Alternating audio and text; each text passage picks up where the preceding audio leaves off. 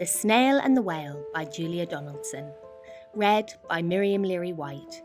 Produced by Anthony Leary-White. Especially for Nick and Maggie White. This is a tale of a tiny snail and a great big grey-blue humpback whale. This is a rock as black as soot, and this is a snail with an itchy foot. The sea snail slithered all over the rock and gazed at the sea and the ships in the dock, and as she gazed, she sniffed and sighed.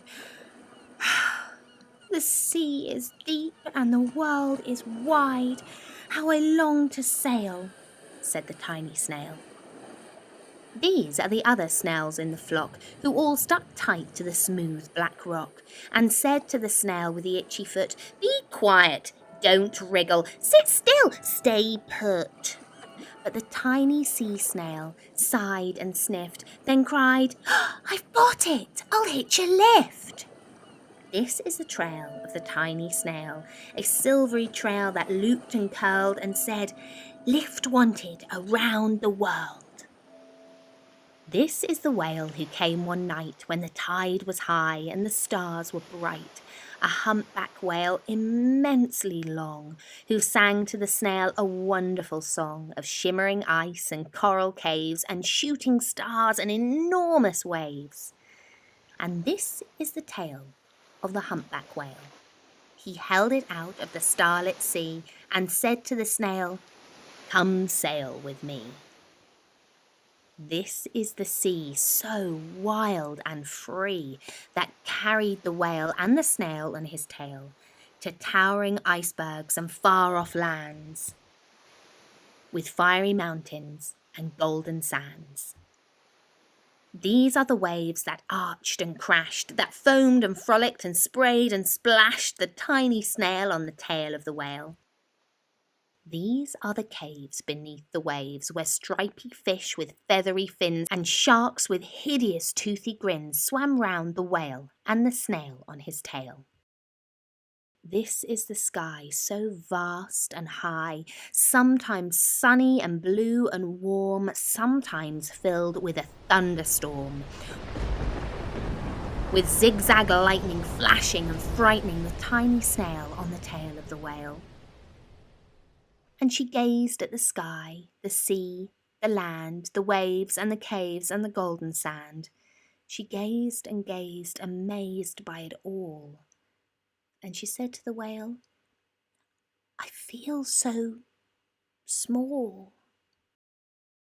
But then came the day the whale lost his way. These are the speedboats running a race, zigging and zooming all over the place, upsetting the whale with their ear-splitting roar, making him swim too close to the shore. This is the tide slipping away, and this is the whale lying beached in the bay.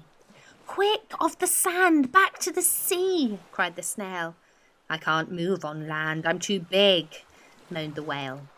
The snail felt helpless and terribly small. Then, "I've got it!" she cried and started to crawl. "I must not fail," said the tiny snail. This is the bell on the school in the bay, ringing the children in from their play. This is the teacher holding her chalk, telling the class, "Sit straight, don't talk." This is the board as black as soot. And this is the snail with the itchy foot. "A snail, a snail!" The teacher turned pale. "Look," said the children, "it's leaving a trail." This is the trail of the tiny snail, a silvery trail saying, "Save the whale." These are the children running from school, fetching the firemen, digging a pool, squirting and spraying to keep the whale cool. This is the tide coming into the bay. And these are the villagers shouting, "Hooray!" as the whale and the sail travel safely away. Back to the dock and the flock on the rock, who said, "How time's flown," and "Haven't you grown?"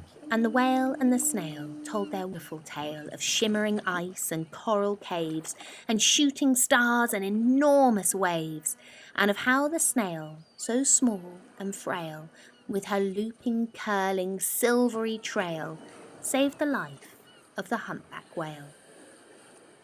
Then the humpback whale held out his tail, and on crawled snail after snail after snail, and they sung to the sea as they all set sail on the tail of the grey-blue humpback whale.